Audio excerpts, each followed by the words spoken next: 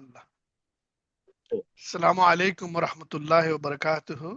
আপনাদেরকে আমরা আমন্ত্রণ জানাচ্ছি আমাদের 2026-এর পর্ব 7, আমাদের যে আলোচনা সিরিজ অনলাইন ডিসকাশনস। এটার সিরিজের নাম হচ্ছে নামাজের আধ্যাত্মিক হৃদয়, দি স্পিরিচুয়াল হার্ট অফ নামাজ।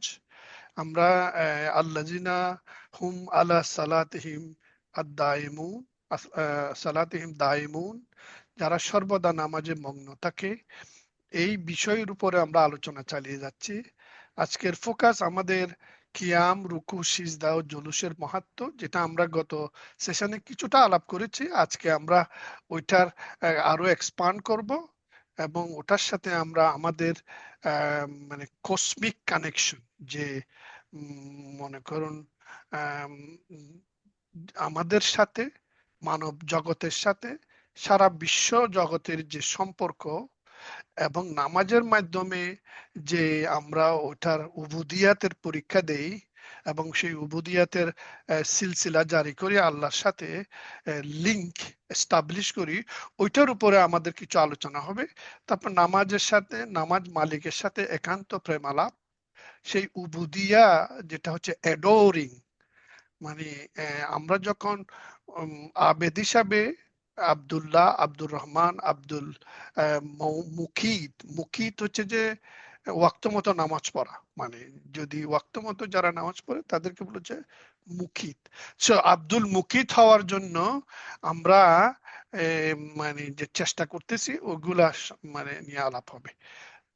সো আমি এখন আমাদের প্রোগ্রামে নিয়ত পাঠ করার জন্য আমাদের ভাই আহমদ গালিবকে অনুরোধ করব। ভাই ইসলাম। Am I audible enough? Yes, yes, আলহামদুলিল্লাহ।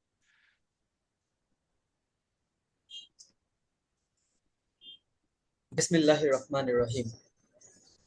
চলুন আমরা খালি করি আমাদের অন্তর সমস্ত প্রতিফলিত চিন্তামণ্ডলী থেকে এবং সবাই মিলে একত্রে বসে যাই মহাসত্য আল্লাহর সাথে তার জিকির করতে করতে একটি আদাবের কার্পেটে।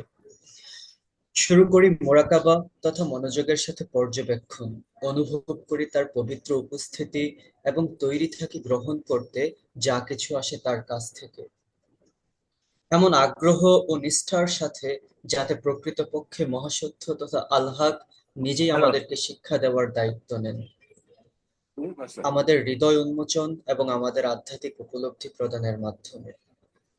যেভাবে আমি শুনেছি রাসূল করিম সাল্লাল্লাহু আলাইহি ওয়াসাল্লাম থেকে কোরআনের বাণী, তোমরা আল্লাহর সর্বত্র সর্বদা উপস্থিতি নিয়ে সচেতন হও, আল্লাহই তোমাদেরকে শিক্ষা দেন এবং আল্লাহর কাছেই রয়েছে সবকিছুর জ্ঞান। ওহে যারা ঈমান এনেছো, যদি তোমরা আল্লাহ সম্পর্কে সচেতন হও, তিনি তোমাদেরকে বিচক্ষণতা প্রদান করবেন, যাতে তোমরা সহজেই সত্য থেকে মিথ্যাকে আলাদা করতে পারবে, তথা ফুরকান। এবং বলো, ওহে আল্লাহ আমার জ্ঞান বৃদ্ধি করে দিন। এবং আমরা তাকে আমাদের কাছ থেকে সরাসরি জ্ঞান শিক্ষা দিয়েছি, তথা ইলমে লাদুন্নি। সুতরাং যখন তাদের হৃদয় ও একাগ্রতার শক্তি আল্লাহর দিকে পরিপূর্ণভাবে নিবদ্ধ হবে এবং আল্লাহর প্রতি তাদের আধ্যাত্মিক আকাঙ্ক্ষা তথা হিমাম সত্যিকার অর্থে তার কাছে আশ্রয় নেবে এবং অন্য যা কিছু তাদের অন্তরে আঁকড়ে আছে, যেমন দুনিয়াবী অভিলাষ, অপ্রয়োজনীয় অনুসন্ধান, যুক্তি ও বুদ্ধিবৃত্তির খোলস ইত্যাদি অন্তর থেকে পরিপূর্ণভাবে বের করে দিতে পারবে, তাহলে তাদের মন থাকবে নিরাপদে এবং শান্তিতে এবং তাদের হৃদয় হবে শুদ্ধ ও শূন্য। এই ধরনের প্রস্তুতির অবস্থা একবার যখন তাদের মধ্যে অভ্যন্তরীণ গ্রহণযোগ্যতার সাথে বিদ্যমান হবে, মহান আল্লাহ তথা আল্লাহ তাদের কাছে নিজেকে শিক্ষক হিসেবে প্রকাশ করবেন। এই ধরনের অন্তর্দৃষ্টি ও সাক্ষ্য তাদেরকে অবহিত করবে সবকিছুর অভ্যন্তরীণ অন্তর্নিহিত অর্থ এবং অমীয় ধারায় বর্ষিত হবে প্রত্যক্ষ জ্ঞান ও অনেক ধরনের উন্মোচনের মধ্যে একটি সরাসরি ভীষণ দর্শন তথা কাশ। ধন্যবাদ। ধন্যবাদ, thank you Ahmad Ghalib. So আমরা আমাদের অন্তরকে আল্লাহর দিকে রুজু করে, খালি করে আমরা এই ইবনে আরবির কিতাব অধ্যয়নের জন্য প্রচেষ্টা চালিয়ে যাচ্ছি। ইনশাআল্লাহ আমরা যতদূর পারি আমাদের অন্তরে যে প্রশ্ন আসে এগুলো বোঝার জন্য অন্তর্নিহিত আধ্যাত্মিক সাধনার যে বিষয়াদি আমরা নিজেরা ওগুলা আলোচনা করব, প্রশ্ন করব। তো আলোচনার ফরম্যাট হচ্ছে ওয়ার্কশপ স্টাইল, যেটা এর আগে আমরা বলেছি যে আমরা মেইনলি চাই যে যারা শ্রোতা তাদের কাছ থেকে প্রশ্নগুলো আসবে এবং আমরা আলোচনা করব। তবে আলোচনার থিম হচ্ছে নামাজ। এবং এই জন্য আমি প্রথমেই প্রশ্ন আহ্বান করছি। সো তৈয়ব হোসেনের একটা আউটস্ট্যান্ডিং প্রশ্ন ছিল, সেটা হচ্ছে যে কিভাবে ইনসানে কামেলেরা নামাজ পড়ে। এটা প্রায় আমাদের সিরিজের তৃতীয় লেকচারে এই প্রশ্নটা করা হয়েছে, চতুর্থ পঞ্চম লেকচারেও প্রশ্নগুলো আসছে। বাট আজকে আমি একটা পোস্ট দিয়েছি, ওই পোস্টেও আমি বলেছি যে নামাজ কিভাবে আমাদেরকে ইনসানে কামেলের মতো হয়ে নামাজ কিভাবে আমাদেরকে আদর্শ মানুষ হওয়ার জন্য সাহায্য করে। তো এখন আদর্শ হওয়ার জন্য মানে আল্লাহর যে নামগুলো আছে, আব্দুল্লাহ, আমরা কিভাবে আমাদেরকে আল্লাহ বানাইছে আব্দ হওয়ার জন্য। আব্দ হওয়ার জন্য, যে ওমা খালাকতুল জিন্না ওয়াল ইনসা ইল্লা লিয়াবুদুন, আব্দ হওয়ার জন্য, উবুদিয়ার জন্য। তো এখন আব্দুল্লাহ, আব্দুর রহমান, আব্দুল রহিম, অল দোস। ইবনে আরবি একটা কিতাব লিখেছে ওটার উপরে, ওটার নাম হচ্ছে যে রিসালাত আল আবাদিলা। যে কিভাবে আবদাল হওয়া যায়। আবদাল মানে হচ্ছে যে বদল, মানে আল্লাহ ওনার সৃষ্টিতে আল্লাহর উলুহিয়ত তো আল্লাহ আমাদেরকে দিয়েছে, আর ওনার রুবুবিয়ত আল্লাহ উনি রেখেছেন এবং আমাদেরকে বানাইছে মানে উবুদিয়াত, মানে আমাদেরকে করতে হবে উবুদিয়াত। এখন এই জন্য আমাদেরকে আব্দুল্লাহ হইতে হবে এবং আল্লাহর প্রত্যেকটা নামের সাথে আব্দ লাগাইতে হবে।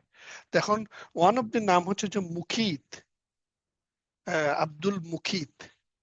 এখন ওই মুকিত শব্দটা ইবনে আরবি এখানে ওনার কিতাবে ব্যাখ্যা প্রসঙ্গে বলেছেন যে উনি কোরআন শরীফের আয়াত উদ্ধৃত করেছেন। ওখানে সূরা নেসার 103 নম্বর আয়াত, ইন্নাস সালাতা কানাত আলাল মুমিনিনা কিতাবান মাওকুতা, যে নামাজ মুমিনদের জন্য প্রেসক্রাইব করা হয়েছে মওকুতান, ওয়াক্ত মতো পড়ার জন্য, রাইট? তো এখন এই ওয়াক্ত মতো যদি আমরা নামাজ পড়ি, ওয়াক্ত মতো যদি আমরা উবুদিয়াত করি, তাহলে আমরা আব্দুল মুকিত হইতে পারবো। আব্দুল মুকিত, তো আব্দুল মুকিত হচ্ছে যে one of the dimension of উবুদিয়া। তো ওইগুলা প্রসঙ্গে আমরা বিভিন্ন বিষয়ে আসব। তবে আজকে আমি এখন আপনাদের কাছ থেকে প্রথমে কিছু প্রশ্ন আশা করতেছি, আউটস্ট্যান্ডিং প্রশ্ন, যেটা ইনসানে কামেলের মতো করে নামাজ, ওটা আলোচনা করব পরে। এখন আর কোনো প্রশ্ন আছে কিনা ওর পাশাপাশি?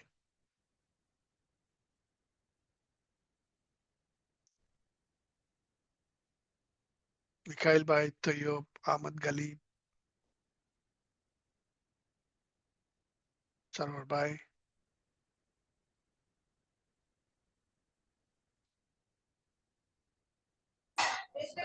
জি, একটা জিজ্ঞাসা হ্যাঁ, ছিল আজকে। হ্যাঁ বলো। তানাজ্জুলাল আমলাক ফি হারকাতিল আকলাক নিয়ে এর আগে একটা আলোচনা হয়েছিল, আপনি করেছিলেন। তো সেখানে ইন্দাল বাব নামে একটা পরিভাষা আসছিল, সেখান থেকে আমি পরে একটা সার্চিং এর ভিতর দিয়ে এক জায়গায় একটা প্রশ্ন নিবদ্ধ হয়েছিলাম। আমি বিষয়টাকে একটু বলবো কিনা, মানে বলার সময় না, তোমার ব্যাকগ্রাউন্ড নয়েজটা যদি থাকে পরে তুমি প্রশ্নটা করো, ইনশাআল্লাহ উইল ডিসকাস। ওটা হচ্ছে যে তানাজ্জুদ আর বইয়ের আলোচনা প্রসঙ্গে, রাইট? আর কোনো প্রশ্ন আছে? মিখাইল ভাই, আমাদের আসলে এখানে আজকে আলোচনা নয়, বেশি অডিয়েন্স নাই। Tayyab is in the bus, he may not be able to talk. So Mikhail ভাই, আপনিও হয়তো কথা বলতে পারবেন না নাকি? আম, তারপরে সরোর ভাই, আপনি তাইলে প্রশ্ন কিছু করেন অথবা আম, আলোচনা শুরু করতে পারেন, আপনি যে বিষয়ে আমাদেরকে দৃষ্টি আকর্ষণ করতে চান।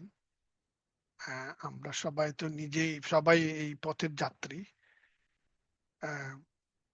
মিখাইল ভাই, ক্যান আমার ইউ একটা টক? বলুন। আই থিঙ্ক একটা একো হচ্ছে এখানে মাইকের কারণে। একো হচ্ছে, ইয়েস ইউ আর রাইট। একটু মাইক যদি অফ রাখি সবাই যখন until each of us speaks. Thank you. Just আমার প্রশ্ন সবার জন্য শুনতে চাচ্ছি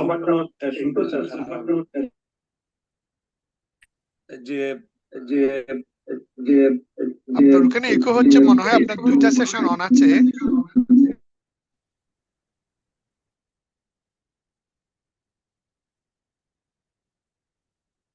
আমার কি দুইটা আছে? হ্যাঁ, 2টা সেশন। এবং ও কোনটাতে সরি। হয়তো একটা মাইক আরেকটাকে ফিট করতেছে, এমন হইতে পারে। ও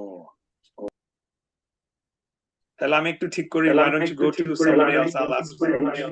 ওকে, ওকে। সরোর ভাই।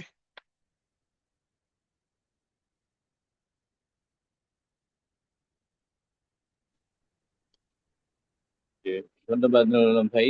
হ্যাঁ, যে আহ, আমরা আলহামদুলিল্লাহ আলহামদুলিল্লাহ রাব্বিল আলামিন, আসসালাতু ওয়াসসালামু আলা সাইয়্যিদিল মুরসালিন ওয়া আলা আলিহি তাইয়্যিবিন ওয়া তাহিরিন ওয়া আসহাবিহি আজমাইন।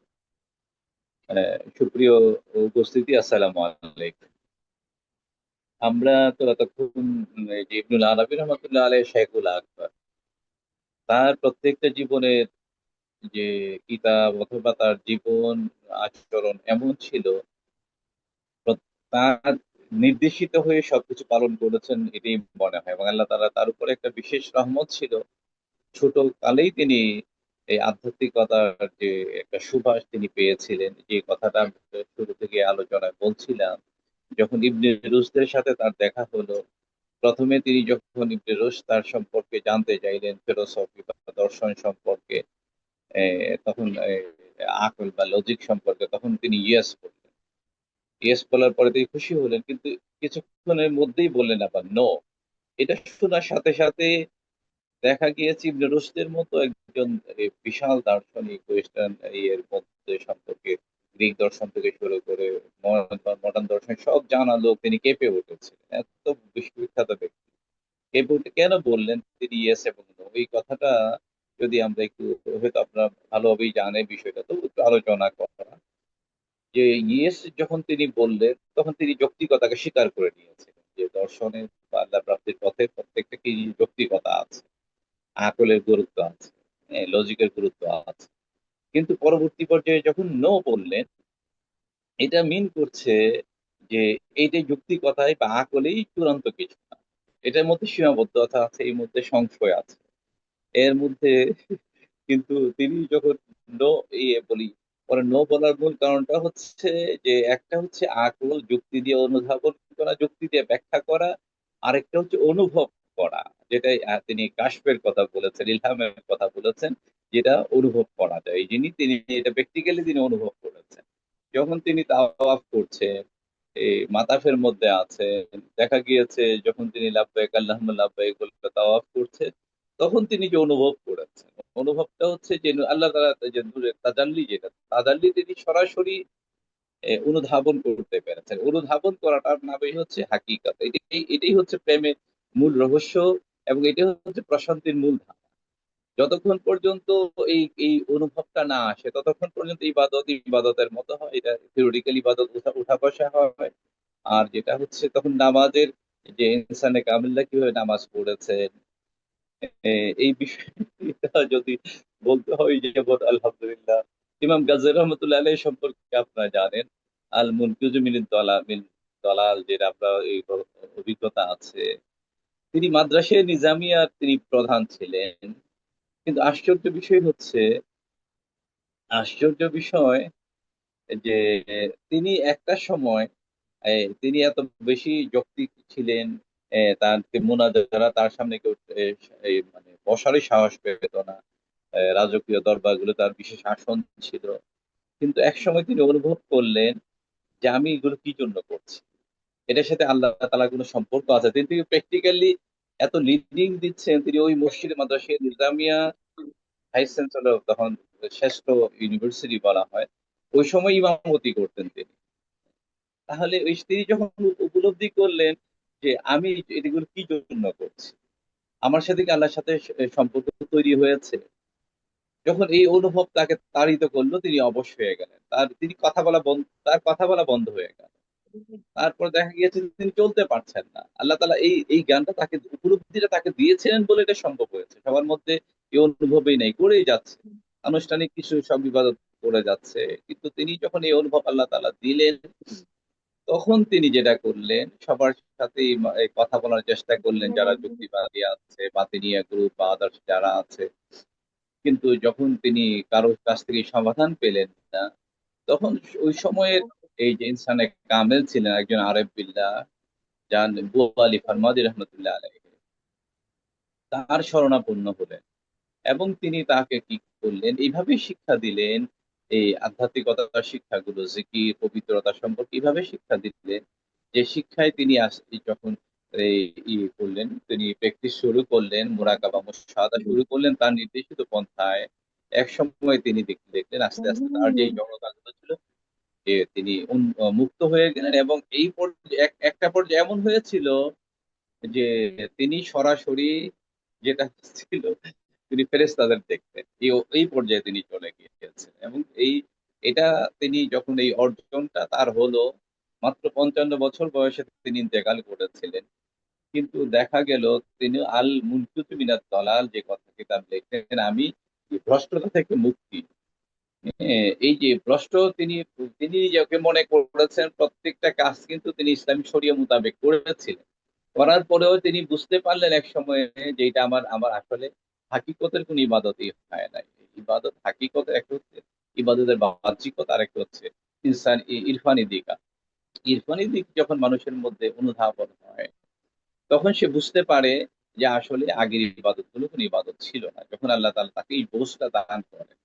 এবং এই বিষয়টা দান করার বিষয়ে আরেকটা জিনিস দেখা গিয়েছে মানুষের মধ্যে, পরবর্তী তিনি ইহিয়া উলুমুদ্দিন তিনি যখন লিখলেন, তিনি এই বিষয়গুলো আমাদেরকে আলোকপাত করেছেন এইভাবে, মানুষের মধ্যে যখন রিয়া কাজ করে, অহংকার কাজ করে, তার তার মধ্যে যখন এই এগুলো কাজ করে, গীবত তার মধ্যে কাজ করে, তার মধ্যে হিংসা বিদ্বেষ লোভ লালসা কাজ করে, তখন তার মধ্যে এই এই জিনিসগুলো যতক্ষণ মানুষ মুক্ত না হয়, মুক্ত না হওয়া পর্যন্ত তার মধ্যে এই যে হাকিকতের এই যে রূপ যেটা আছে, এই হাকিকতের রূপটা হচ্ছে এমন, তখন মানুষকে কি করতে হয়, এই মুরাকাবা মুশাহাদার মাধ্যমে আল্লামা ইকবাল যে কথাটা বলেছেন, যে তাই লাহুতির বলছেন, ইয়া তাইয়ারে লাহুতি বলেছেন। লাহুত হচ্ছে, আমরা যে রুহের জগৎ গুলো সম্পর্কে আইডিয়া আছে, আলমে নাসুত, আলমে মালাকুত, জাবারুত এবং লাহুত। ইমাম গাজী রহমতুল্লাহ আমাদেরকে সম্বোধন করছেন ইয়া তাইয়ারে লাহুত, হে লাহুতের পাখি। তিনি বলছেন লাহুতের পাখি বলতে এটাই বুঝিয়েছেন যে আমরা বলি তো ইন্না লিল্লাহি ওয়া ইন্না ইলাইহি রাজিউন, আমরা নিশ্চয়ই আল্লাহর এবং তার কাছেই আমরা ফিরে যাব, তার কাছে আমাদের প্রত্যাবর্তন। যে আমরা তো একসময় আল্লাহর কাছেই ছিলাম। হুম, এবং এটাই লাহুত হচ্ছে, লাহুতের জগতে আমরা যখন ছিলাম, যখন দুনিয়াতে এসেছি, আসার পরে যে আমরা তার কাছে ফিরে যাওয়ার যোগ্যতাটা আবার আমরা হারিয়ে ফেলেছি। এই জন্য যদি হারিয়ে ফেলি, এটাই সবচেয়ে চরম দুর্ভাগ্যের কারণ। এই জন্য দুর্ভাগ্যের কারণ হচ্ছে, এই জন্য আল্লামা ইকবাল এই বলছেন যে ইয়া তাইয়ারা লাহুতি ইস রিজিক সে মুহ হে আছে। এই রিজিক, রিজিক বলতে শুধুমাত্র খাওয়া দাওয়া না, এই খাওয়া দাওয়া না, জীবনের যাবতীয় উপকরণ এই রিজিকের অন্তর্ভুক্ত। বলা হচ্ছে ইস রিজিক সে মুহ হে আছি, জিস জিস রিজিক সে আতি হে পরওয়াজ মে খুদা। এই রিজিক গ্রহণ করার চেয়ে তোমার মরে যাওয়াই ভালো। যে রিজিক গ্রহণ করলে পড়ার তোমার যে ওড়ার যোগ্যতা, আল্লাহ পর্যন্ত পৌঁছার যে যোগ্যতা, এটা তুমি হারিয়ে ফেলো। এই জন্য তিনি যখন আসরারে খুদিতে মানুষকে এই বিষয়গুলোতে সচেতন করেছেন, এবং একই ধারা যে এই ওয়াহিদুল ওজীদের ধারার মধ্যেই তিনি ইবনে আরবি রহমতুল্লাহ ধারা থেকেই তিনি এনলাইটেড ছিলেন। মাওলানা রুমি তাকে তিনি স্পিরিচুয়াল গাইড, মাওলানা রুমি রহমতুল্লাহ আলাইকে তিনি মনে করেছেন। যদিও কয়েকশো বছরের পার্থক্য ছিল, কিন্তু তিনি বলেছেন যে আমাকে স্পিরিচুয়ালি গাইড করেছেন মাওলানা জালালউদ্দিন রুমি রহমতুল্লাহ আলাইহি।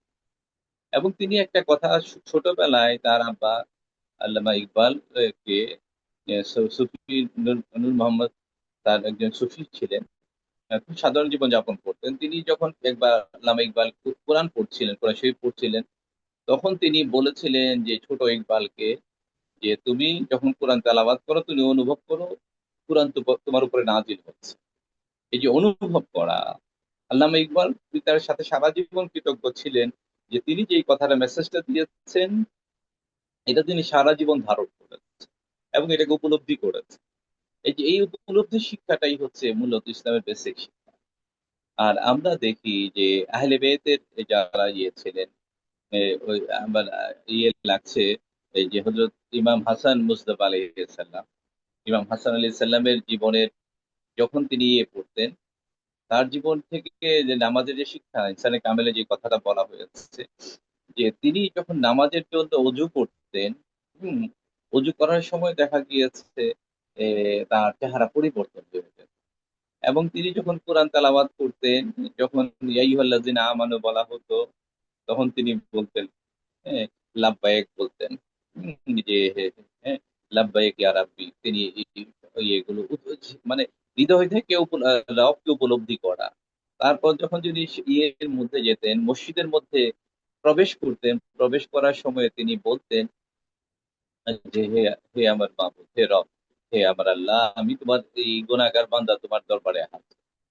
এই কথা বলে আমি তোমার তোমার এই এর জন্য, তোমার সাহায্যের জন্য এবং তোমার করুণার জন্য, রহমতের জন্য আমি তোমার দরবারে তোমার ঘরে আমি প্রবেশ করছি।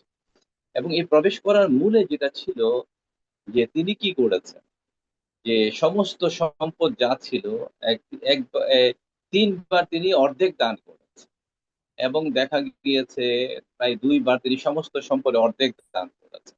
কাজেই নামাজের খুশুসিয়াতের জন্য সমগ্র জীবনব্যাপী যে ইবাদত এবং অন্যগুলো আমরা কি করছি এটার সাথে সামগ্রিকভাবে সম্পর্কিত। শুধুমাত্র সারাদিন অন্য কাজ করব, আল্লাহ নির্দেশিত পন্থার বাইরে গিয়ে কাজ করে সালাতের মধ্যে আমি কাজ প্রশান্তি আশা করবো, এটা কখনোই হবে না। এবং তারপরে দেখা যাচ্ছে জয়নাল আবেদীন যখন নামাজে তার নাম হয়ে গেছিল সাজ্জাদ, তিনি সেজদার মধ্যে যাওয়ার পরে এমন হতো যিনি দীর্ঘ সময় ধরে সেজদার মধ্যে থাকতেন।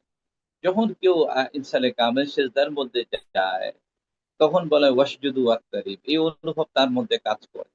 কাজটা এমন করে যে যেমন মনে হচ্ছে সেজদার মধ্যে যে আমি সবচেয়ে আবার আমার মাহবুবে হাকিকির কাছে আমি আমি সেজদা করছি, তিনি আমার নিকটেই আছেন। এই যে সালাতু মিরাজুল মুমিনিন, যে এই অনুভব তার মধ্যে চলে আসে। আসলে পরে এটা এটা এমন এক অনুভূতি, তখন মনে হয় যে সেজদা থেকে মাথা তুলতেও ইচ্ছা করে। তারপরে এই বিষয়গুলো যে একান্তভাবে মানুষ যখন যে আল্লাহ তাআলা যেটা বলেছেন কুনু মাস-সাদিকিন অথবা ফাসালু আহলা যিকরি ইন কুনতুম লা তা'লামুন, যারা আহলে যিকিরদের যা জানো না আহলে যিকিরদের কাছে জিজ্ঞেস করে নাও অথবা জ্ঞানীদের কাছে তোমরা জিজ্ঞেস করে নাও। এই জ্ঞানী বলতে শুধুমাত্র কিতাবী জ্ঞানকে তো ইবনুল আরবী রহমাতুল্লাহ স্বীকারই করে না, শুধুমাত্র কিতাবী জ্ঞান। এই যে ইয়েস এবং নো বললেন, ইয়েস বলতে তিনি অস্বীকার করছেন না, কিন্তু শুধুমাত্র কিতাবী জ্ঞান কে তিনি বলেছেন হিজাবুল আকবর হতে পারে।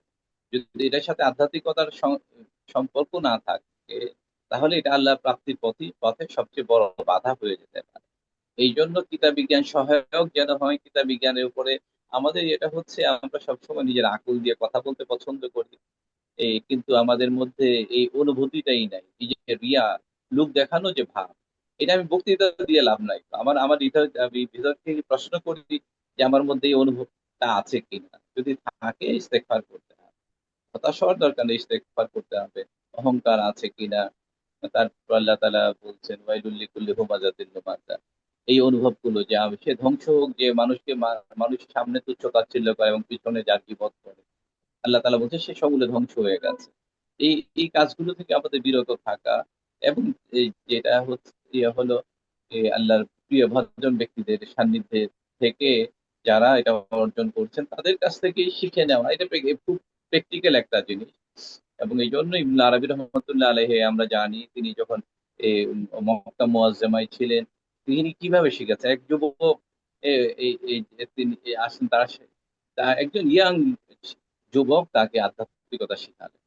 এবং তারপর হচ্ছে পারস্যের একজন শায়েখ ছিলেন, যিনি ওইখানে সেটেল ছিলেন, তার কাছে গেলেন এবং তার একজন মেয়ে অতি সুন্দরী নিজাম ছিলেন। আর তিনি নিজাম এত আধ্যাত্মিকভাবে এত বেশি অর্জিত একজন ইয়ে ছিলেন, তার কাছ থেকে তিনি আধ্যাত্মিকতা শিখেছেন।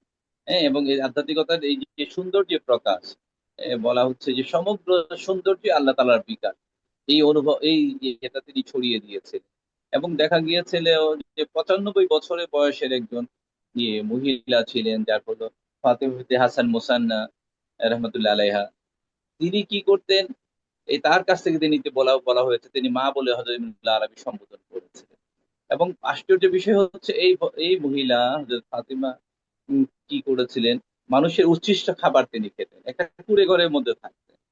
কিন্তু তার এত বেশি শারিত ছিল, আধ্যাত্মিক অর্জন এত বেশি ছিল যে দুনিয়ার লোভ লালসার সাথে নিতে মুক্ত ছিল।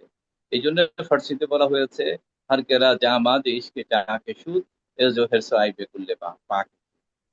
যার এই যে সেই মহান রবের প্রেমে যার জামা ছিন্ন ভিন্ন হয়ে গেছে, বলা হচ্ছে যে এটা এমন একটা জিনিস যার আল্লাহ প্রেমে যার জামা ছিন্ন ভিন্ন হয়ে গেছে, ইউজুফের সাইবে কুল্লে পাক, সে তখন হিংসা বিদ্বেষ লোভ লালসা থেকে সে মুক্তি লাভ করে। কাজে এইগুলো বিষয়টা হচ্ছে আমাদের অনুধাবনের বিষয়, আমাদের এটা প্র্যাকটিক্যাল একটা জিনিস। আল্লাহ তাআলা যেন আমাদেরকে সত্যিকার ভাবে আল্লাহ নিসবত অর্জনের ইয়ে ইয়ে দেন, সুযোগ করে দেন। মহান রবের কাছে এই প্রার্থনা করছি। আমি আমার বক্তব্য এখানে শেষ করছি। আসসালামু আলাইকুম। অসংখ্য ধন্যবাদ সরোয়ার ভাই, খুব সুন্দর করে আমাদের কাছে পেশ করার জন্য। সো মিখাইল ভাই এখন বলুন। জি, আমার জাস্ট প্রশ্নটা হলো সবার থেকে শোনা যে আমাদের জাস্ট আজকে যে আমরা সবাই এক সময় আমরা সালাতে যাব, আবার আমরা কিভাবে আসলে আল্লাহকে দেখতে পারি সালাতে, কি কোনোভাবে? যেমন রসুল্লাহ যেমন ওনার একটা হাদিসে যে এহসানের সম্বন্ধে বললেন যে এহসান হলো যে আল্লাহকে ইবাদত করো যেন তাকে দেখতে পারো, আর যদিও তাকে দেখতে না পারো আহ,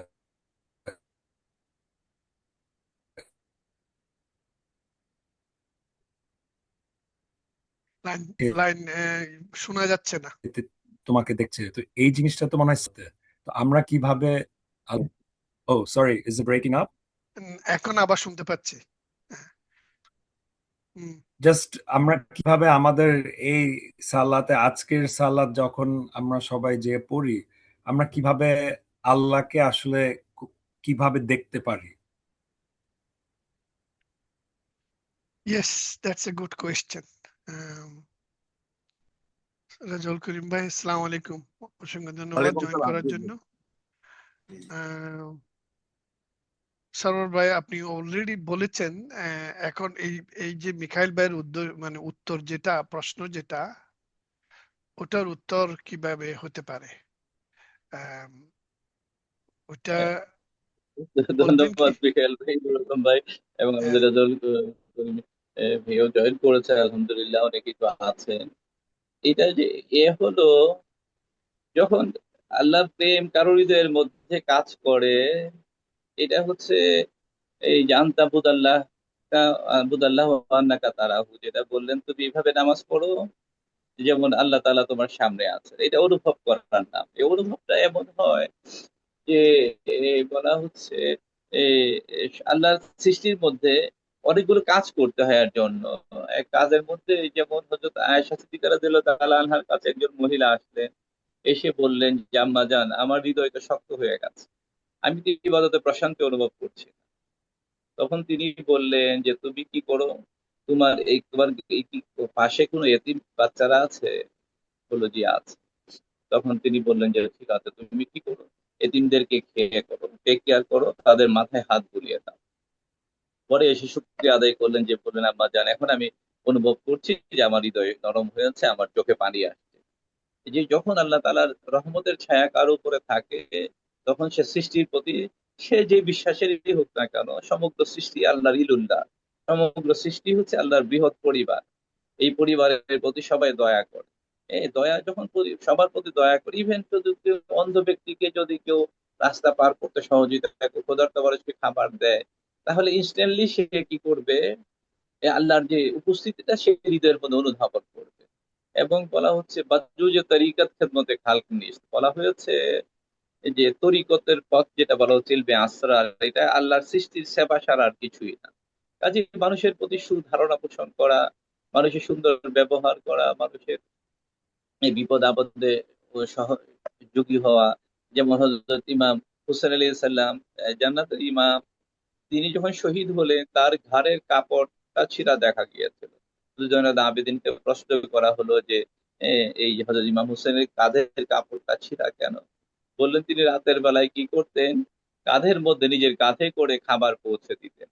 এই জন্য কাঁধের কাপড়টা ছিঁড়ে গিয়েছিল। কেউ জানতো না রাতের অন্ধকারে তিনটি দরিদ্র মানুষকে খাবার পৌঁছে দিতেন। জয়নুল আবেদিন তিনি কি করেছেন, জয়নুল আবেদিন প্রায় 100 ঘরের মধ্যে অন্ধকার রাতে খাবার পৌঁছে দিতেন। কেউ জানতো না তিনি কে। যখন তিনি ইন্তেকাল করলেন তখন মানুষ বুঝতে পেরেছিল যে এই কাজটা হচ্ছে জয়নুল আবেদিন করেছে। এই বিষয়গুলো তো এটা অর্জনের বিষয়, এবং এটা একদিনেই সব হয়ে যাবে বিষয়টা এমন না। এটাই রিয়াজ। এই এই আল্লাহ যখন মানুষের আল্লাহ সন্তুষ্টির জন্য কাজ করে, বরাবর আল্লাহ সাহায্য চায় যে আল্লাহ তুমি ছাড়া তো আমার কেউ নাই। তুমি তো আমি আমি বিপদে, আমি আমি এর মধ্যে আছি, তুমি আমাকে সাহায্য করো। যেমন দেখা গিয়েছিল একটা, এটা বলি আমি আমার বক্তব্য শেষ করছি। একবার আগে আগে তো কাবা শরীফ চত্বরের মধ্যে খোলা ছিল, খানা কাবা শরীফের ছাদও খোলা ছিল।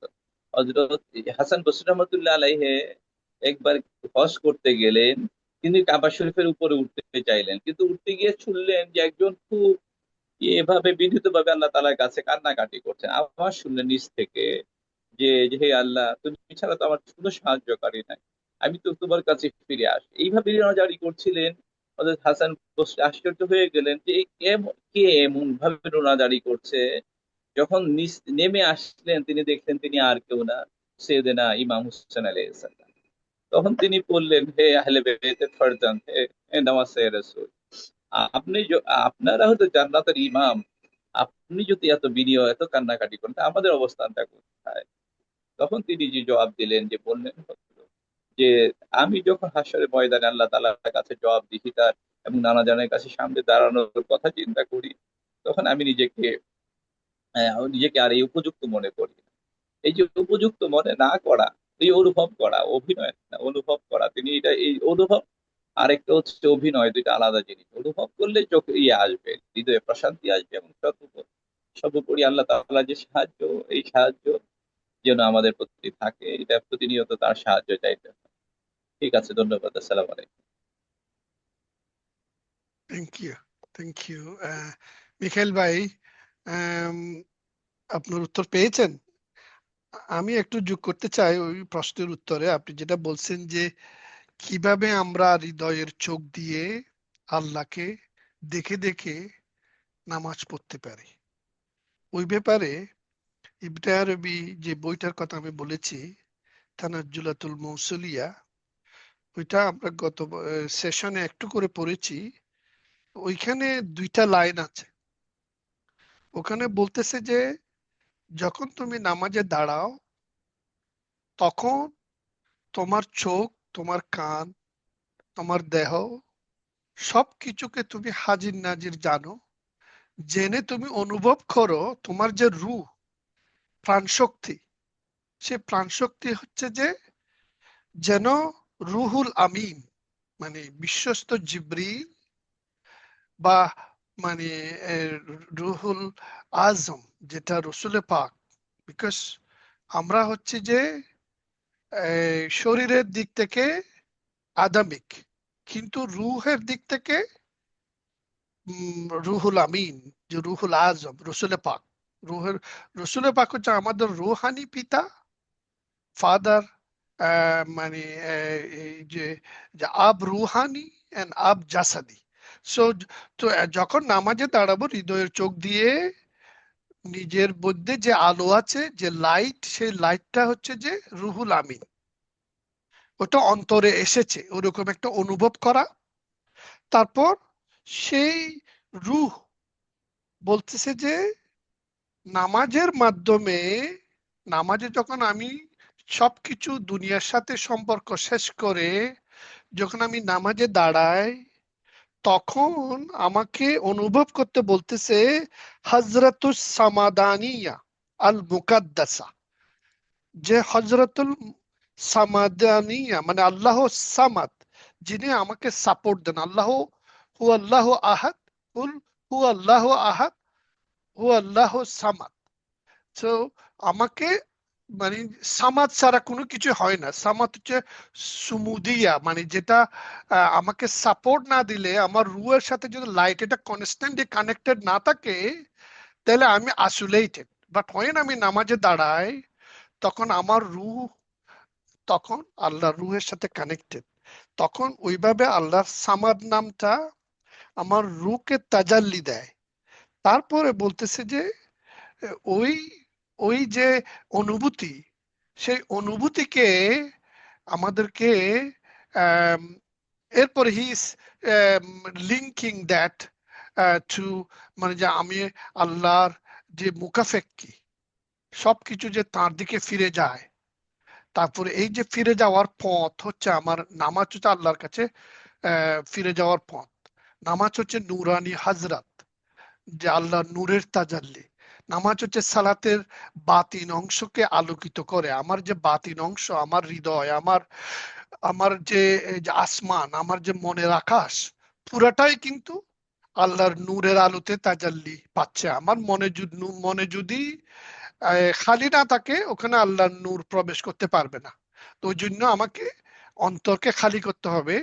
তারপরে হচ্ছে যে কেরাত জিকির, আমি যখন কেরাত পড়বো, ওইটা আল্লাহর কাছ থেকে আসছে ওইরকম একটা বাণী। তারপরে এইভাবে কাইয়ুমিয়া, কাইয়ুমিয়া মানে আল্লাহর যে কাইয়ুম নামটা আমার মধ্যে মানে ধারণ হবে, আল্লাহর ধারণকারী যে সত্তা আল কাইয়ুম। আমি নামাজে দাঁড়ানোর সাথে সাথে আমি আল্লাহর দিকে তখন মুখাপেক্ষী হয়ে ফুল ফুল সারেন্ডার করতেছি। তখনই আল্লাহর সামাদিয়া, আল্লাহর তাজাল্লি কাইয়ুমিয়া হয়ে আমার শরীরের ভিতর দিয়ে নিজেকে প্রকাশ করবে। সালাতের প্রতিটি অঙ্গি ভঙ্গি আল্লাহর কাইয়ুমিয়া দ্বারা স্থিতিশীল হয়। সালাতের সময় দেহ মন রুহের স্থিতি এখান থেকে শক্তি পায়। তো সালাত কোনো মানবিক উদ্ভাবন নয়, এটা কসমিক উৎস থেকে নেমে আসা এক আধ্যাত্মিক প্রযুক্তি। সো এইভাবে we have to think and see in our মানে লাইট অফ আওয়ার হার্ট।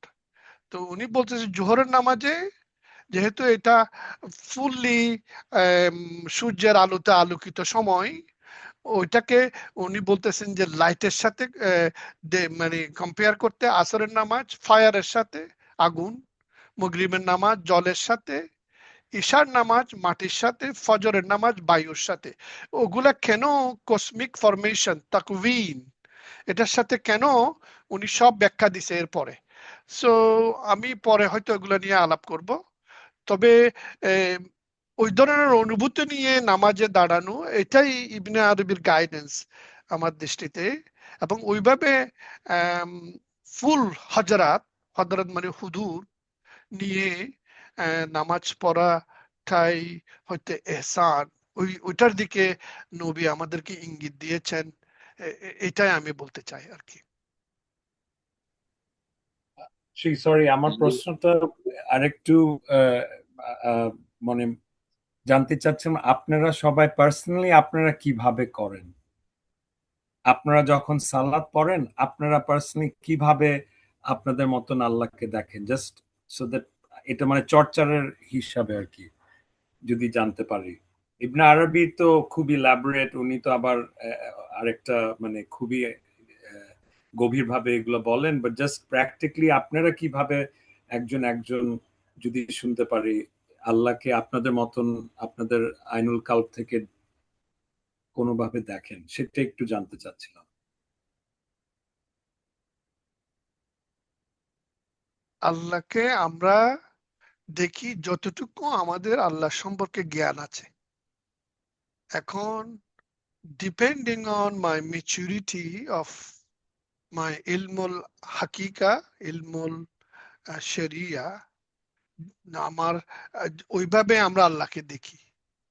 তো এখন যতই আমি এই এই যে এপিসোড গুলাতে আমাদের যে ডিসকাশন গুলা, I hear myself many times those discussions as well, then আমি দেখতেছি যে আমার নামাজে আগের চেয়ে একাগ্রতা বাড়তেছে। That is the positive side of this sessions and discussions. That's what I can tell you, but others can share what, মানে তারা কিভাবে নামাজ পড়ে এবং নামাজের মাধ্যমে, মনে করো আমি যখন ছোটবেলায় নামাজ পড়েছি আর এখন যে নামাজ পড়তেছি ওটার মধ্যে যে পার্থক্য, I slowly slowly learning. The more you know about your Allah, the more your eye and your vision expands. So the more time you spend, the slow time money you read, that will help you. Rezal Karim ভাই কিছু বলবেন মনে হয়, বলেন।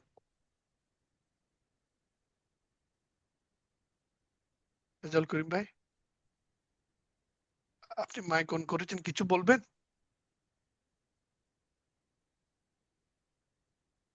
কিভাবে, Mikhail ভাইয়ের প্রশ্ন হচ্ছে যে আমরা নিজে নিজে প্রত্যেকে কিভাবে নিজেরা আল্লাহকে দেখে নামাজ পড়ি, বা আল্লাহকে দেখতে পাই কিনা, বা আল্লাহ আমাদেরকে দেখছে এই অনুভূতি নিয়ে আমরা নামাজ পড়তে পারি কিনা। মানে না পারলে, হ্যাঁ, কথা বলছেন না? এনিওয়ে, রেজাল করিম ভাই মনে হয় ফোন আসছে। আমরা কি একটু গালিব ভাই আর হুসেন ভাই থেকে শুনতে পারি? Tayyib is on the bus, he may not be able to talk. So, but Ahmed Galib, do you want to say anything?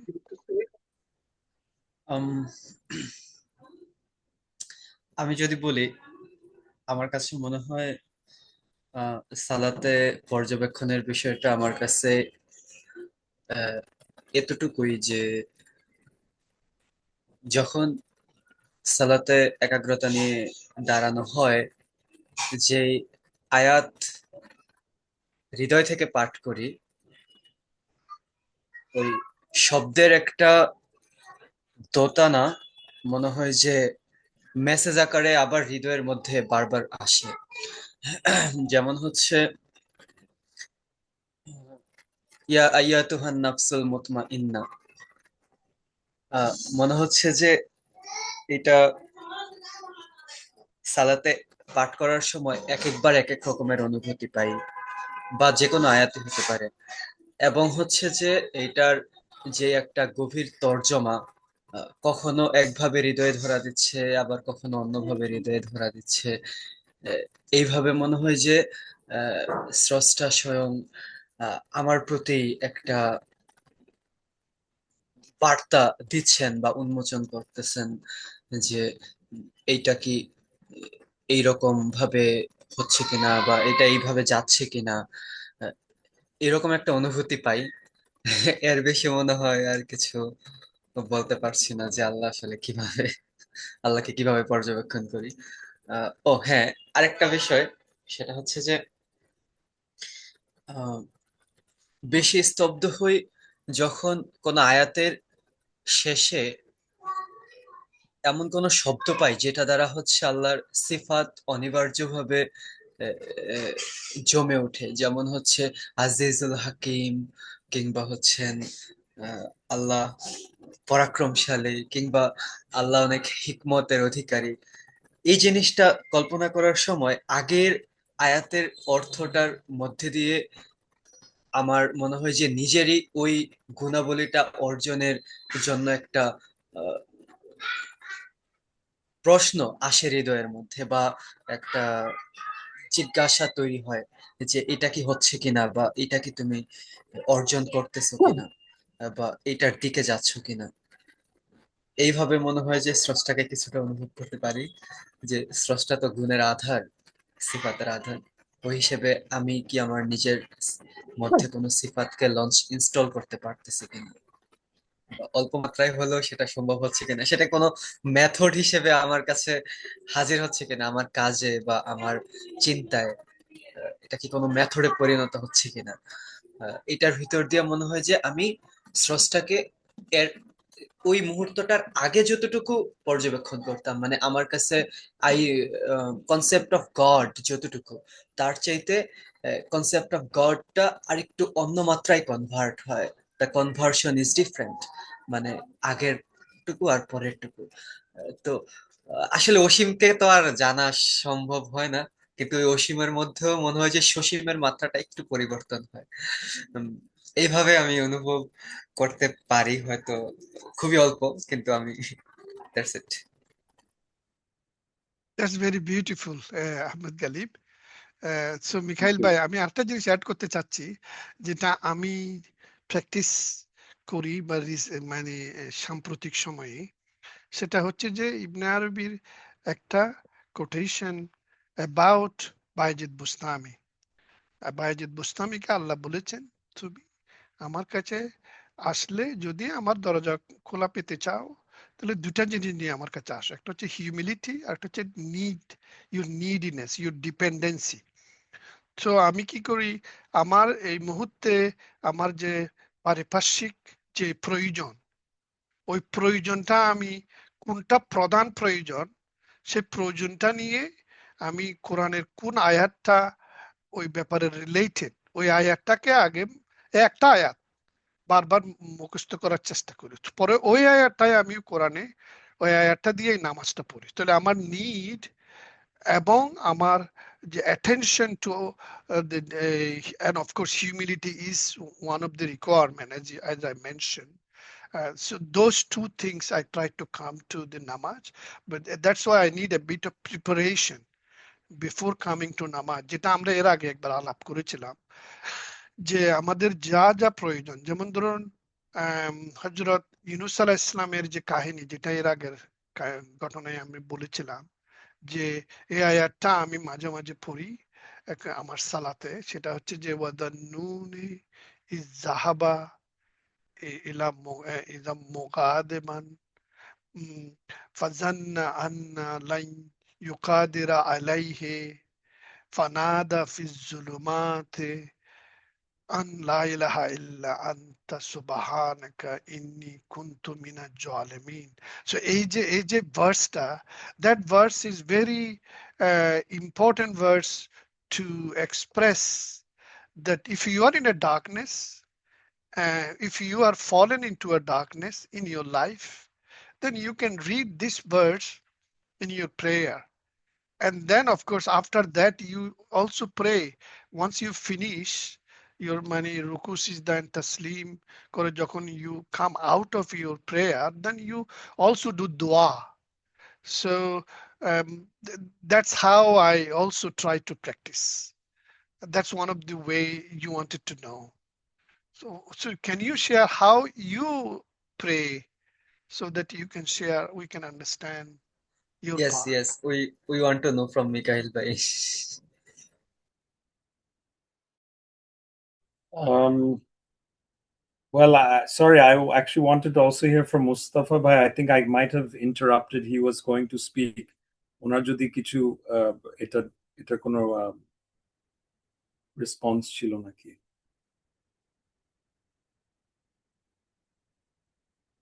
Maybe he's Sarwar ভাই, আপনি কিছু বলবেন? কিভাবে নামাজে আপনি মুশাহাদা, এই মুরাকাবা? এই হুম, এই বিষয়টা তো হলো ইমাম গাজ্জালী রহমতুল্লাহ একটা বিষয়, তিনি, আমাদের তো কোনো যোগ্যতাই নাই, কিন্তু বিষয়টা হচ্ছে ইমাম গাজ্জালী রহমতুল্লাহ আলাইহি যখন জবাব দিতেন, তখন তিনি কি করতেন, জবাবটা ছিল যে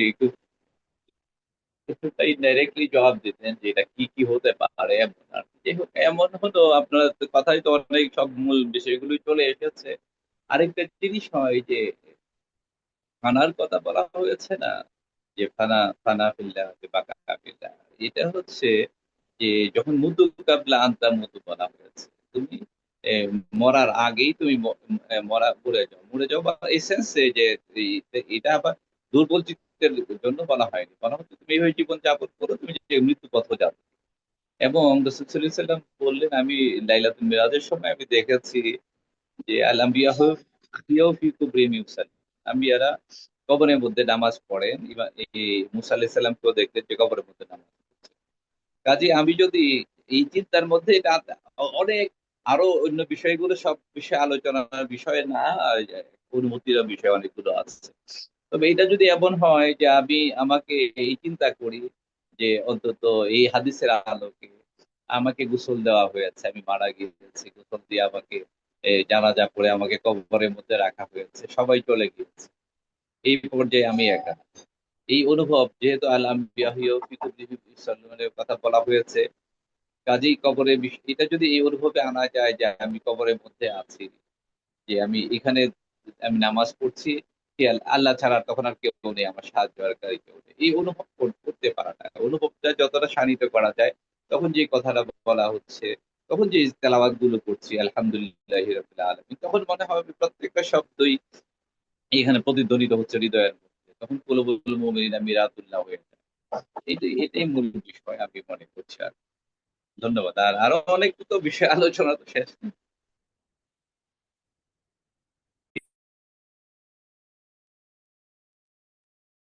ধন্যবাদ।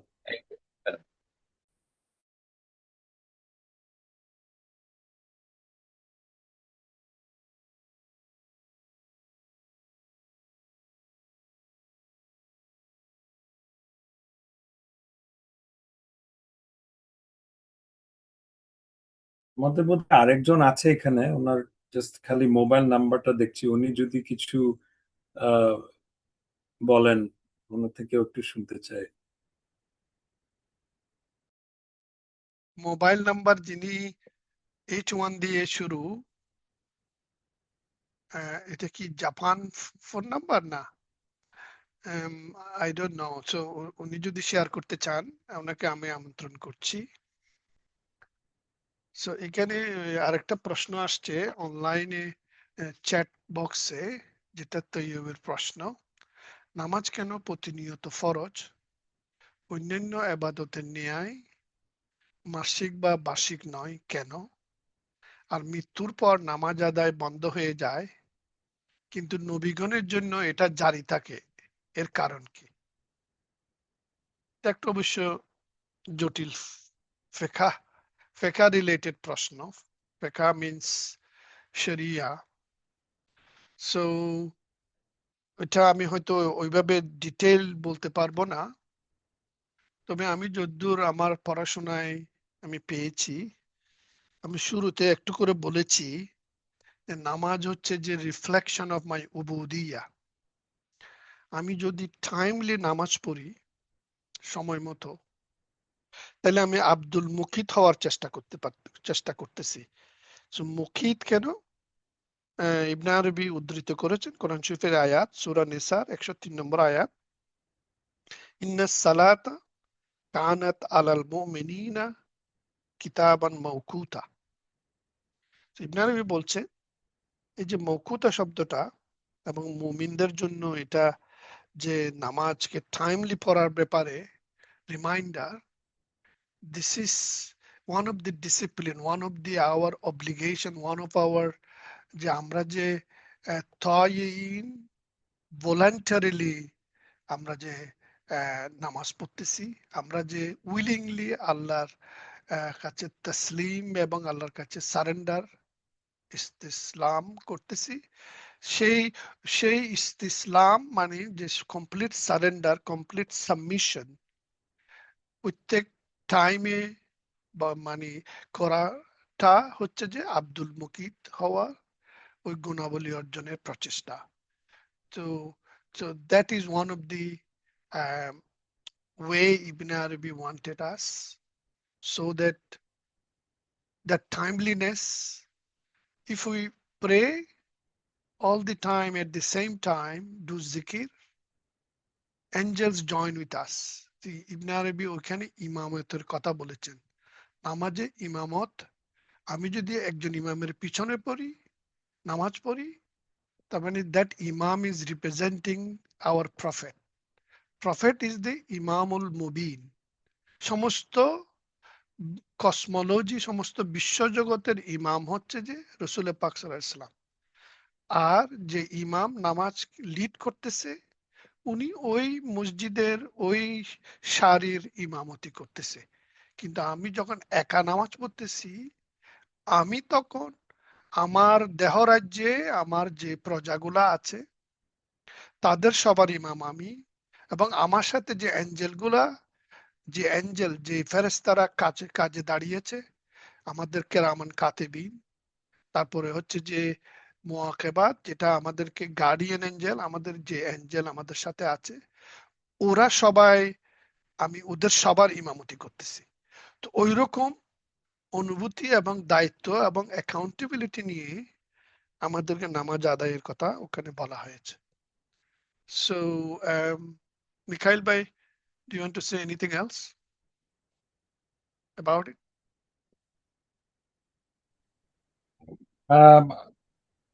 জাস্ট একটা জিনিস যেটা আপনাদের কথা থেকে মানে সবসময় দরকার, এগুলো তো আবার খুব একাডেমিক অ্যান্সার দিতে পারি, বাট চর্চাটা তো আলাদা।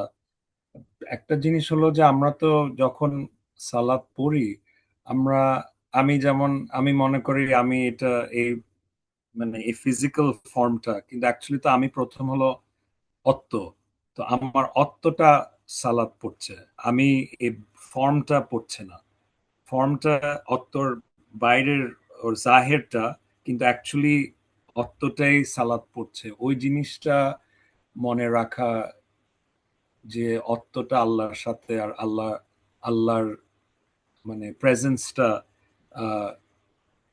সেভাবে থাকে। আর আল্লাহর প্রেজেন্সটা তো আসলে মানে কোথাও তো অ্যাবসেন্ট না, মানে এটাও তো আমরা ভুলে যাই, আমি ভুলে যাই যে আল্লাহ তো আরেক আরেক জায়গায় নাই, উপরে নাই, বেহেশতে নাই, আল্লাহ তো একদম সামনেই আছে। কিন্তু সেটা বোধহয় ইমাজিনেশন নিয়ে আরো বেশি নিজের কাল্ব আর ইমাজিনেশন থেকে এটা আরো দেখতে হবে, আইনুল কাল্ব থেকে। সেটাই আপনাদের থেকে মানে একটু বুঝতে পারলাম। Yes, that is one of the thing also, this form and meaning. Form হচ্ছে যে যেটা ভিজিবল, এই যে এই ফিজিক্যাল ডাইমেনশনে আমি যে দেওয়াল দেখতে পাচ্ছি, আমি যে টেবিল দেখতে পাচ্ছি, মনে করো আমি একটা অবজেক্ট দেখতেছি, ওটার যে নাম, যে ওটার নাম দেওয়াল, এটার নাম টেবিল। তো মিনিংটাই হচ্ছে যে of course inner part of that object. কিন্তু যেটা ভিজিবল না, যেমন ধরো প্রেম, ভালোবাসা, ওইটা একটা অ্যাবস্ট্রাক্ট কোয়ালিটি। ওটাকে মনে করুন আরবি ভাষায় বলে জাত, আর মানে এসেনশিয়াল, এসেন্স, এসেন্স থেকে আসছে এসেনশিয়াল।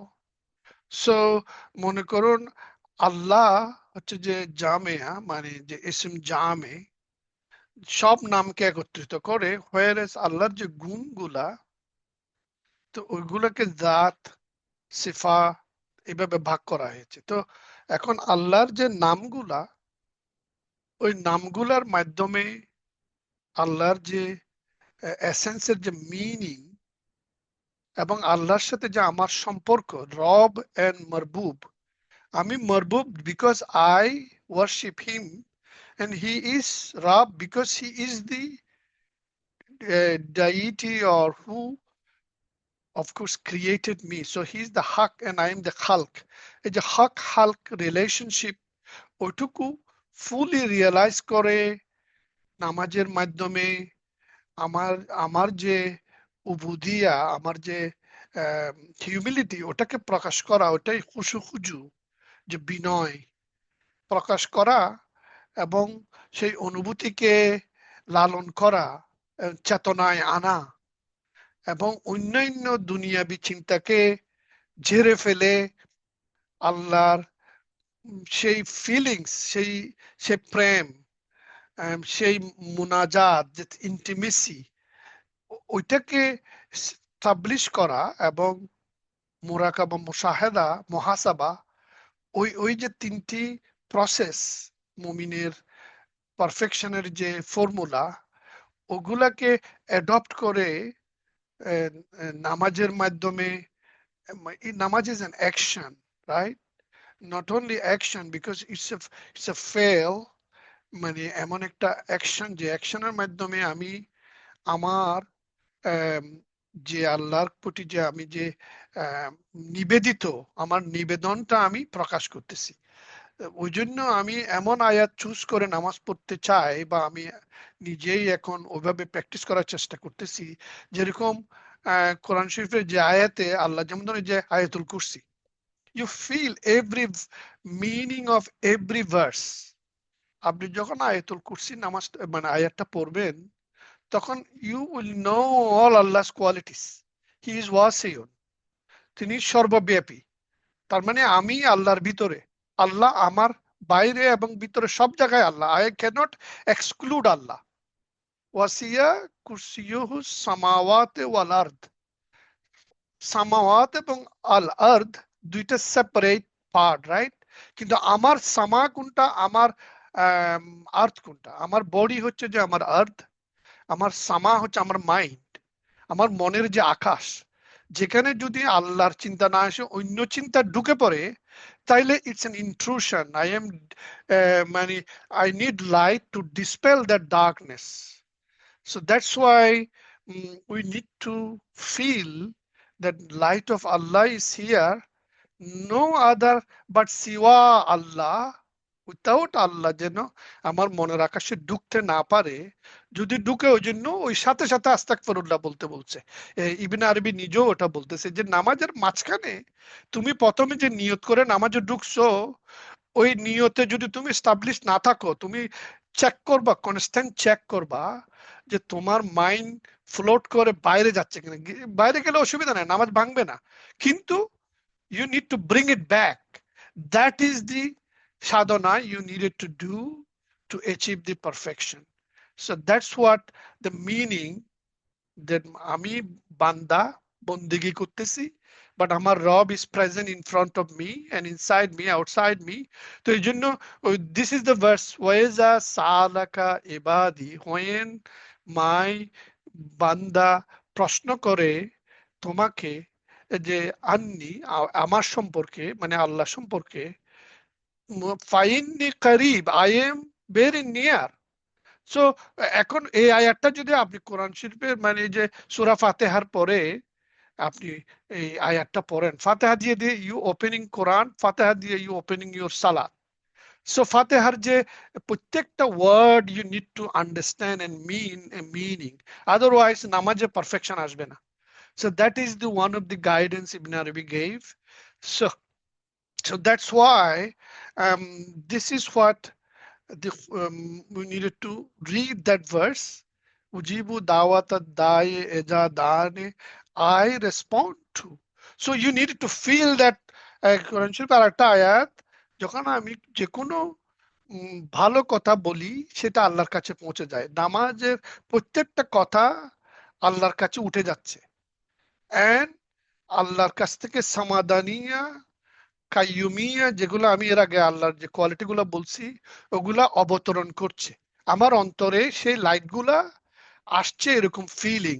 তবে ইবনে আরবি একটা জিনিস বলছে যে প্রত্যেকটা নামাজে যে নদীর যে প্রবাহ, পানি যেরকম নদীর একটা প্রান্তে দাঁড়ায় থাকলে প্রতিটি মুহূর্তে নতুন পানি আসতেছে, হ্যাঁ, পানিটা কিন্তু constantly moving towards the ocean, same way আল্লাহর মার্সি কনস্ট্যান্টলি ফলিং, নদীর ধারা ঝর্ণার মতো আসছে। ওই অনুভূতি, you have to feel that that mercy is মানে passing through you, that's tajalli is passing through you, and you are just a medium through which that mercy is manifesting through you. ওই অনুভূতিটাই কে লালন করে চেতনায় এনে নামাজ আদায় করার প্রচেষ্টাটাই হচ্ছে মুজাহাদা। ইয়া, thank you.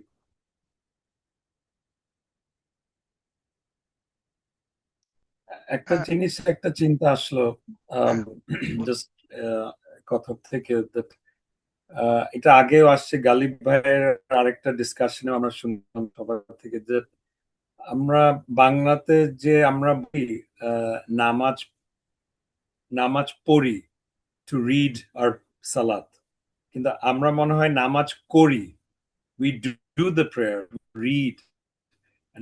আপনিও যেটা বলছেন দ্যাট এখানে তো কোরআন শরীফের সূরা ফাতিহা, তারপর আরেকটা সূরা, মানে পুরা সালাতটাই কিন্তু একটা পড়া, মানে not reciting but also reading of one's own book, যেটা ইবনে আরবি বলে নিজের কোরআনটা কি পড়া, যে নিজের কিতাবটা। তো ওই জিনিসটাও যেমন বাংলাতে, মানে এটা যে কথাটা, ইভেন ফ্রেজটা যে নামাজ পড়া, আমরা আসলে কি পড়ি নাকি জাস্ট করি, রাইট?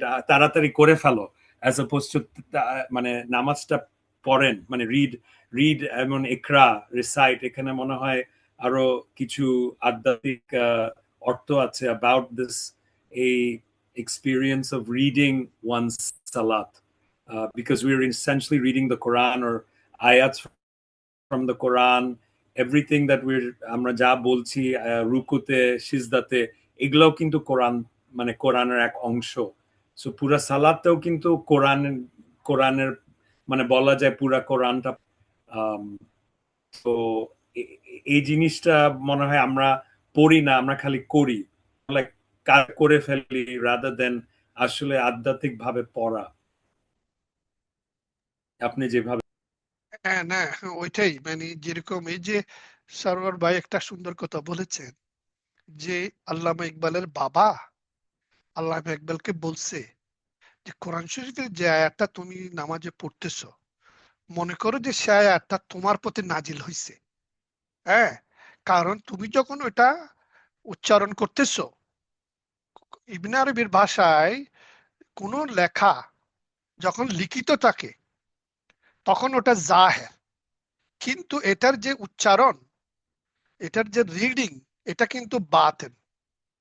যখনই তুমি তোমার টাং দিয়ে উচ্চারণ করো, then it become alive, because Quran cannot read itself, it need a reader.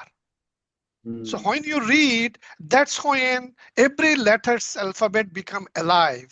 So you are giving life to it. So that means Ibn Arabi is saying that Quran is again নাজিল হচ্ছে তোমার উপরে। ওই অনুভূতি নিয়ে নামাজ পড়তে পারাটাই হচ্ছে যে you are seeing God. So Ibn আরবির ভাষায় আমার যে শরীরের কনস্ট্রাকশন, হ্যাঁ, আমার যে, মানে উনি বলতেছেন যে নূর, আলো, আগুন, জল, মানে পানি, মাটি, বায়ু, এই পাঁচটা জিনিস আমার শরীরের মধ্যে আছে। উনি বলতেছে পাঁচ ওয়াক্ত নামাজে এই পাঁচটা এলিমেন্টের কানেকশন আছে। উনি বলছে ফজরের নামাজ বায়বীয়, কারণ ওটাতে আত্মার জাগরণ হয়, রুহ যে লাইট, মানে লাইট আর মিনস হালকা, হ্যাঁ, মানে এটা হচ্ছে যে সাটল। সো স্থূল, সূক্ষ্ম, তো রুহ হচ্ছে সূক্ষ্ম আর মাটি হচ্ছে স্থূল। সো ফজর হচ্ছে যে বায়বীয়, রুহের হালকা অবস্থা, কেরাতের দীর্ঘতা বায়ুর মতো বিস্তার হয়। আর জোহরের নামাজ হচ্ছে যে লাইট, সূর্যের মাধ্যমে অবস্থান, নূর, হৃদয়ের তাজাল্লি, সালাতের মধ্যে ইলাহি সম্বোধন সবচেয়ে স্পষ্ট। আর আসরের নামাজ ফায়ার, অগ্নিময়, দিনের তাপ, নফসের পরিশুদ্ধি, রুকুর আগুন সদৃশ নম্রতা। হ্যাঁ, রুকুর মাধ্যমে আমরা এনিমেলের মতো, মানে চতুষ্পদ জন্তুর মতো আমরা ওই অবস্থানে চলে যাই, তখন আমরা মানে হিউম্যান কিংডম স্ট্যান্ডিং থেকে এনিম্যাল কিংডমে এন্টার করি। তারপরে মগরিব জলীয়, মানে পানীয়, ওটা হচ্ছে যে অস্তগামী সূর্যের শীতলতা, আবেগের পরিশুদ্ধি, সিজদার নত হওয়া, জলের প্রবাহের মতো মগরিবের নামাজ। আর ঈশার নামাজ মৃত্তিকাময়, আর্টলি, রাতের স্থিরতা, দেহের ভার, জুলুসের স্থিতি মৃত্তিকার মতো। তো পাঁচত্ব সালাত মানুষের পাঁচ উপাদানকে ভারসাম্যপূর্ণ করে, যা আকবরীয় তত্ত্বে আল ইনসান কামেল হওয়ার পূর্ব শর্ত। সো ভারসাম্য, ব্যালেন্স, তাওয়াজুন এস্টাবলিশ করা আমার শরীরে, যেটার জন্য নামাজ ইজ ভেরি ইম্পর্টেন্ট। সো এই আর কি, ওই প্রসঙ্গে আমি এই একটা আমার মানে যেটা আমি এই ইবনে আরবির বই সহ আম, এখানে আলোচনায় এনেছি, ওটা প্রবন্ধটা শেয়ার করেছি। সো ওইখানে আমি একটা নবীজির প্রেয়ার অফ লাইট মেনশন করেছি, যে আল্লাহুম্মা ফি কলবি নূরান ওয়া ফি সামঈ নূরান ওয়া ফি বাসারি নূরান وعن يميني نورا وعن شمالي نورا وأمامي نورا وخلفي نورا وفوق نورا وتحت نورا واجعل لي نورا। যে এইটা রসুলের পাকের প্রেয়ার, ইবনে আরবি চ্যাপ্টার 69 ফুতুহাতে মেনশন করছে, এবং নামাজের ব্যাপারে তো ওইটা সম্পর্কে ওখানে অনেক ডিটেইল আছে, যে ও আল্লাহ আমার অন্তরে আলো দাও, আমার শ্রবণে আলো দাও, আমার দৃষ্টিশক্তিতে আলো দাও, আমার ডানে আলো দাও, আমার বাঁয়ে আলো দাও, আমার উপরে আলো দাও, আমার নিচে আলো দাও, আমাকে নূর, আমাকে লাইট বানিয়ে দাও। মেক মি ইউ, মানে তোমার যে আম, তুমি যেরকম লাইট, আমাকে এরকম লাইটের সত্তা বানিয়ে দাও। তো ওইটা রসুল পাকের প্রেয়ার, বাট উনি বলছেন ওই প্রেয়ারটা নিয়মিত পাঠ করতে, এবং ওটা পাঠ করলে দেন আমাদের যে subtle parts in our body, আমাদের যে বায়ু, আলো, আগুন, জল, মাটি, এই যে পাঁচটা উপাদান, ওগুলার শার্পনেস, ওগুলার পারফরমেন্সটা, মানে it will be closer to Allah, then it will become স্থূল থেকে সূক্ষ্ম বা সাটল এলিমেন্টে কনভার্ট হবে। হৃদয় নূরে, শ্রবণে বায়ু, দৃষ্টিতে আগুন, ডানে বামে জল, মাটি, উপরে নিচে cosmic directions. it will actually give us the কিয়ামের মাধ্যমে মানব রাজ্য প্রদর্শিত, রুকুর মাধ্যমে প্রাণী রাজ্য প্রতিষ্ঠিত, সিজদার মাধ্যমে উদ্ভিদ রাজ্য, আর জুলুসের মাধ্যমে বসা এর মধ্যে মাটি, আর তাসলিম যখন সালাম ফিরাই তখন আমরা দুনিয়াতে আবার প্রবেশ করি। তো যখন আমরা তাকবীর তাহরিমা করি, আমরা দুনিয়ার সাথে সম্পর্ক ছিন্ন করে মানে আমরা কসমিক আল্লাহর রাজ্যে মানে প্রবেশ করি।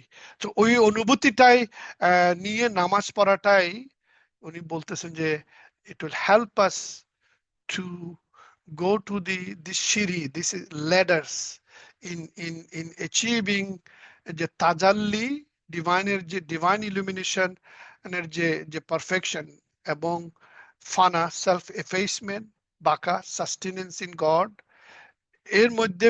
এর মধ্যে ঢুকতে পারবে যদি আমরা ওই সিঁড়িতে স্লোলি আমাদের increase our capacity of our mind and heart. So it's basically to expand the heart. আমাদের অন্তর যদি দুনিয়া নিয়ে বেঁচে থাকে, it become স্থূল, আর যদি অন্তর আল্লাহর দিকে যায়, অ্যাঞ্জেলিক পার্টটা তখন আমাদের বৃদ্ধি হতে থাকে। এটাই ইবনে আরবির গাইডেন্স ফর ইমপ্রুভমেন্ট ইন সালাত। সো আর কোনো প্রশ্ন আছে? শুক্রিয়া। ওকে, সো আমি দেখছি মিখাইল ভাই অলরেডি চলে গেছেন। ঠিক আছে তাইলে, একটা জিজ্ঞাসা বলো। আহ, একটা জিজ্ঞাসা হচ্ছে ওই যে ইয়াটা নিয়ে, তানাজ্জুলাল আমলাক ফি হিরকাতিল আখলাক থেকে। সেটা হচ্ছে আমরা ওই দিন পাঠের মধ্য দিয়ে ইনদাল বাব নামে একটা পরিভাষার সাথে পরিচিত হয়েছিলাম, দরজা, যেটা হচ্ছে আল্লাহর সত্তাগত সত্যের উন্মোচনের একটা কথা বলছিল, যে আমরা যতই তার মহিমা পর্দাকে উন্মোচন করি, সেটা তার সত্তাগত সত্যের সম্পূর্ণ উন্মোচন হয় না।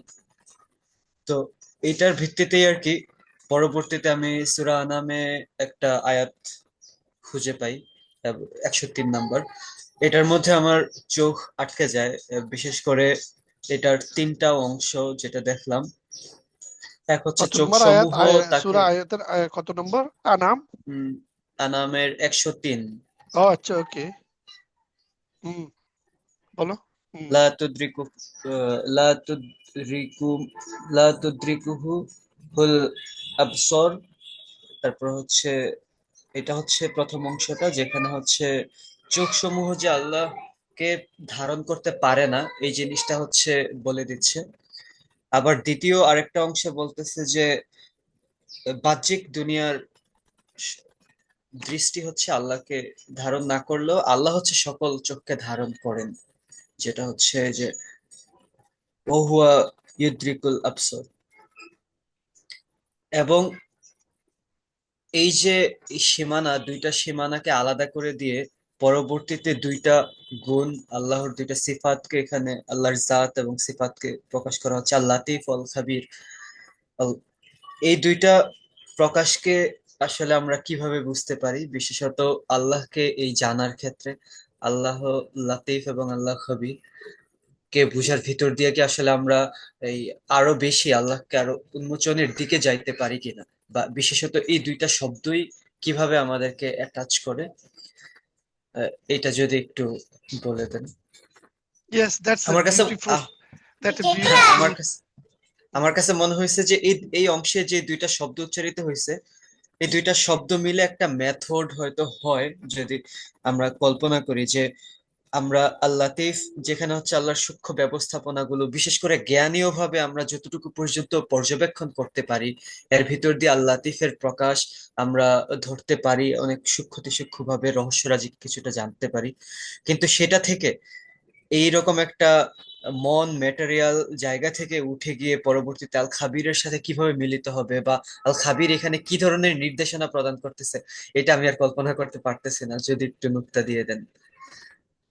No, it's a very deep ধন্যবাদ।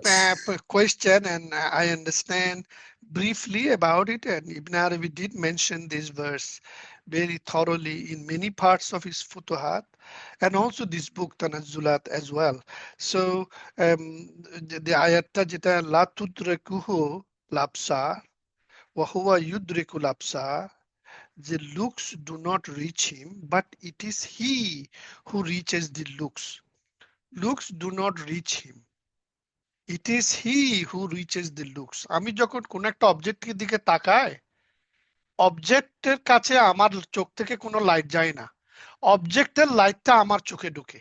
ওকে, অবজেক্টের কাছে আমার আমার চোখের কোনো পাওয়ার নাই। রাত্রিবেলা যদি সব কিছু বন্ধ করে চোখ ওপেন রাখো, তুমি দেখবে যে you can see anything, right?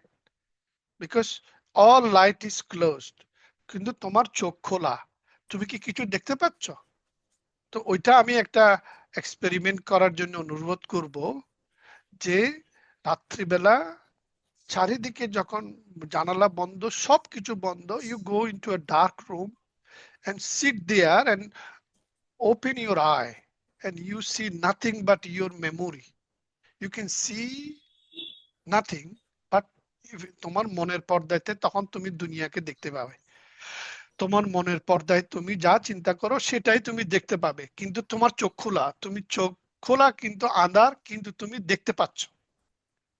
হ্যাঁ, তো এখন vision cannot encompass him, but he encompasses all visions. দৃষ্টি, আঁখে, আমাদের যে দৃষ্টি, আমরা আল্লাহকে কখনো দেখতে পাবো না। encompass because he is so of course encompassing, he is so wasiyun, he's muhitun, right? Those are his name, that he encompasses everything.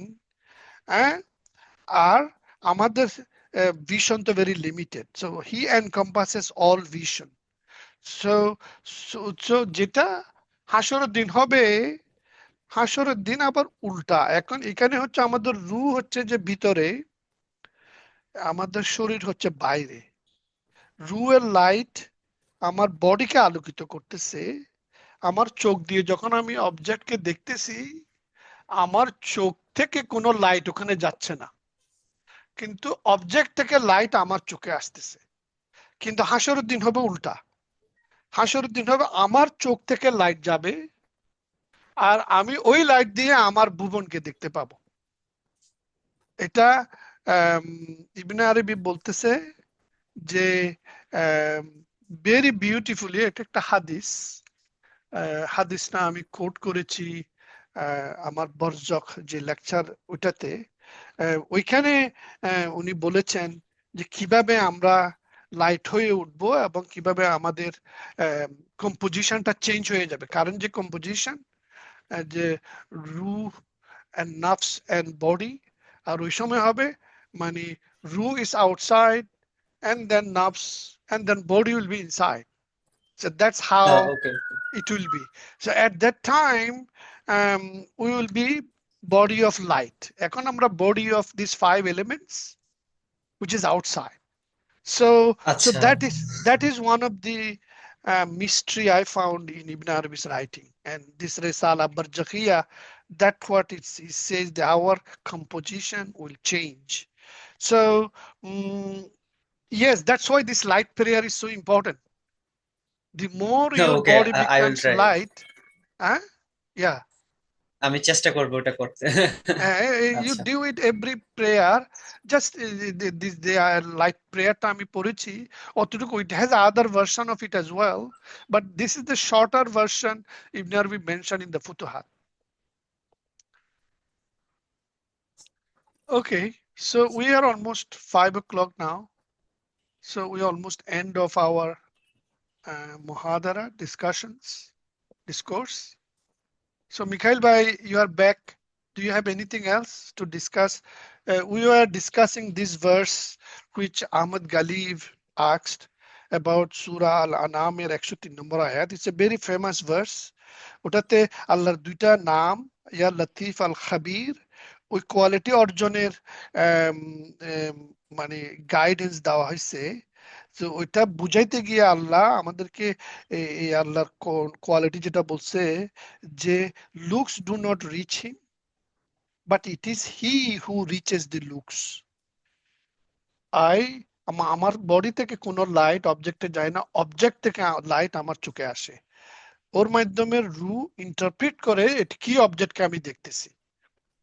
তার মানে because everything is his light, and that's what মানে আল্লাহ নূরুস সামাওয়াতে ওয়াল আরদ, সামাওয়াত এবং আরদ সবকিছুর light হচ্ছে আল্লাহ। So Allah enters into me to see him. So এই জন্য ইবনে আরবি সূরা চ্যাপ্টার 63 তে বলতেছে, তুমি আল্লাহকে দেখছো কার চোখ দিয়ে দেখছো? তুমি কি তোমার চোখ দিয়ে তাকে দেখছো নাকি আল্লাহর চোখ দিয়ে আল্লাহকে দেখছো? যতদিন না তুমি আল্লাহর চোখ দিয়ে আল্লাহকে দেখবে ততদিন পর্যন্ত তো তুমি আল্লাহকে দেখতে পারো। তোমার নিজের কোনো চোখ নাই, তোমার চোখ দিয়ে আল্লাহকে দেখার চেষ্টা করিও না, তাইলে তুমি কখনোই আল্লাহকে দেখবে না। That's what Ibn Arabi's guidance in chapter 63. এবং ওই শেষের যে দুইটা এজেন্সি, এই দুইটা এজেন্সি কি কোনোভাবে আরো বেশি দৃষ্টিকে বাড়িয়ে দেয় কিনা, বিশেষত অবশ্যই এটার অবশ্যই, প্র্যাকটিসটা আমরা কিভাবে করতে পারি? ইয়া লাতিফের প্র্যাকটিস যদি করো, টু মাচ করলে অসুবিধা আছে, but if you do slowly, then you will see a lot of things you can't imagine. I can't explain to you. There are few people in our circle I have seen who are doing Ya Latif Zikr regularly, and they have so many in the dream dimension. They have more visibility, dream dimension. And এই যে সরোয়ার ভাই বললেন না যে ইবনে আরবি অনেকগুলা ওয়াকিয়া বর্ণনা করেছেন যে উনি এঞ্জেলকে দেখতেছেন, খিজিরকে দেখতেছেন, অল সাটল রাইট। এলিমেন্ট সবকিছু দেখতেছেন, because yeah Latif is already manifested in him. So once Ya Latif manifest in you, then of course you are different dimension.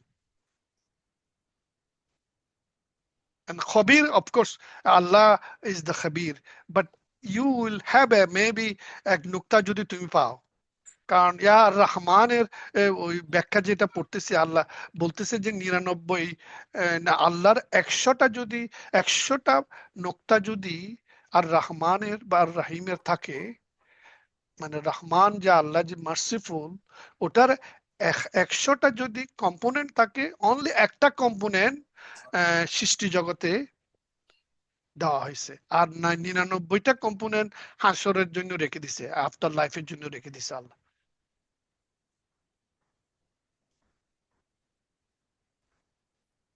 Anyway, Mikhail bhai, we are about to close.